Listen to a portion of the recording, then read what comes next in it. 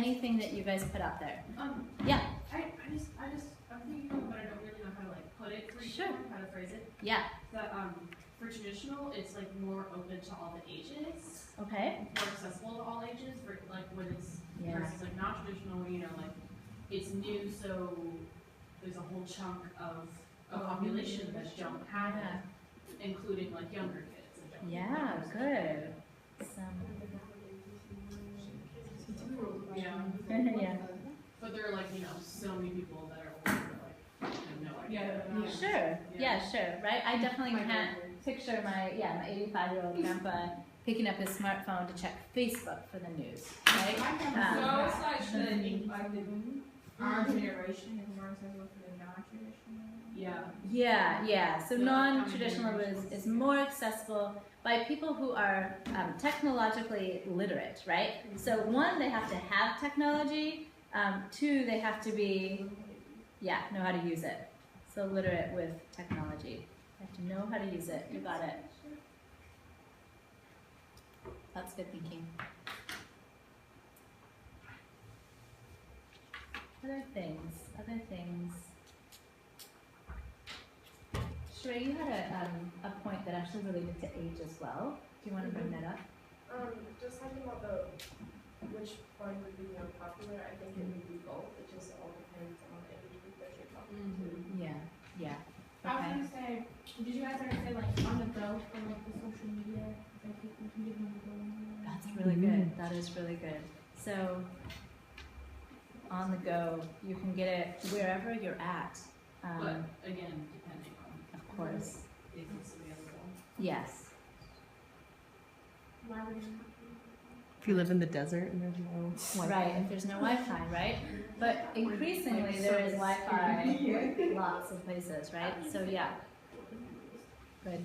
And then Sheree too, just with her mentioning that it's popular, both could be popular based on age. I just want you to know too that the box or the circles that we're filling out here, you may actually disagree and say, oh no, I think it should go on the other side, or I don't agree with that. And that's okay, as long as you can justify your thinking. These are not set correct answers, okay? Anything else? What about Abria? What did your group add? We said traditional has been around longer. Okay. Okay. Good. And it can be brought to you by like a physical source, like a magazine can be mailed to you, Yeah. or like a paper boy route, or like on a newsstand or something. Okay. Yeah, that's great.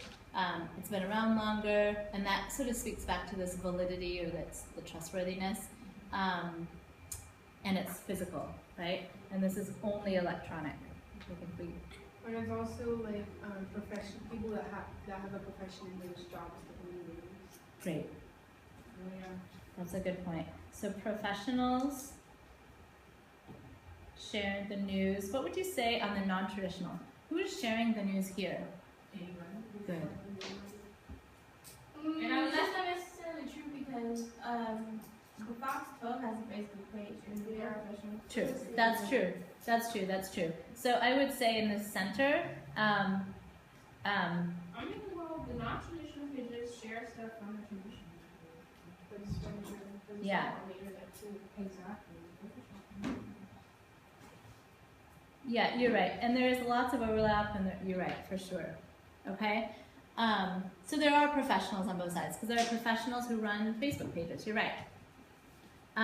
But this is a key point that I have a feeling is going to come up. Anyone can share. So if you are at the scene of, say, an earthquake, for example, you are there, you can take out your phone, you can start taking photographs, you can start sending tweets, you can post on Instagram, you can post on Facebook. All of a sudden, you're sharing news, okay? And people will want to follow you. People will look and check in, maybe from another part of the country, to say, well, what's going on here in Oregon? I want to check on the earthquake, okay? So this is big. Anyone can share versus in traditional only professionals who are trained, okay? Other things that came up.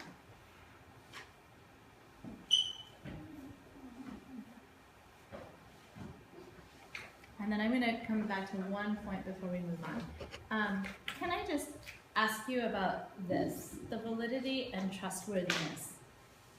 Which news sort of category are you more likely to trust? A traditional source or a non-traditional source, and why? I'm more likely to choose a traditional source because you never know if someone else had just posted that somewhere on a social media site and then shared it as maybe saying that someone else was sharing it. Okay, so you like that traditional sources have been fact-checked and someone's gone through and maybe edited and made sure that it's actual, even if it takes a little bit longer. Okay. Anyone else? I'd love to hear an argument, just to throw it out there, if someone thinks that they would trust a non-traditional source. Yeah, Jasmine.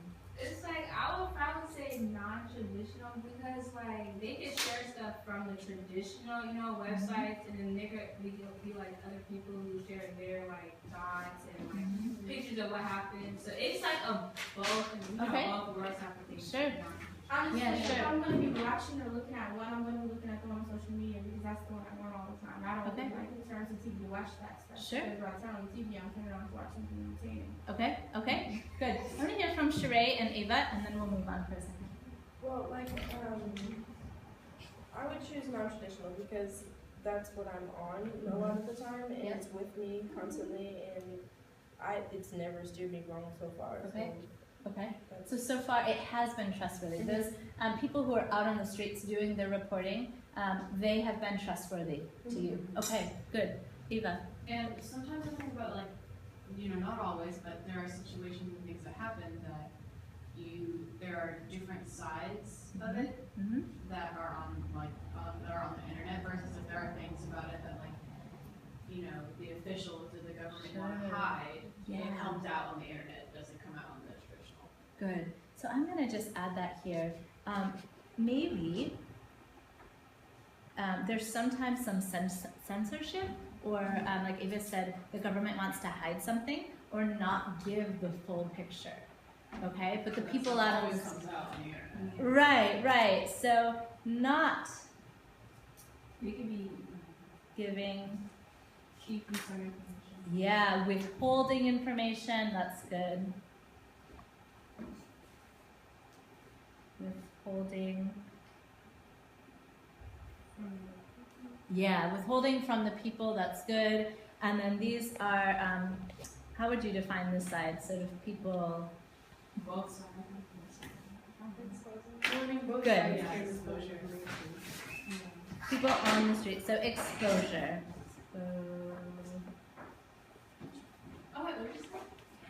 Exposure. That was a good word that I just heard Sheree and Ava say. Exposure. So it's real people on the street sharing real news. Okay? Well, I mean, just like traditional news, non-traditional news can also work. Yes, of course. So, and this is sort of the big point that's coming out, is that, either side could be valid and trustworthy. Either side could withhold information, right? Either side could be censoring or could be misleading or not presenting all the facts, right? Okay, good. Because of what happened when there's a lockdown, CNN, all of them, they didn't really know. Who did it, when they did it, why they did it, why they did it, how they did it. Yeah, it's true. It Okay, happened at Jet. so here we go. This step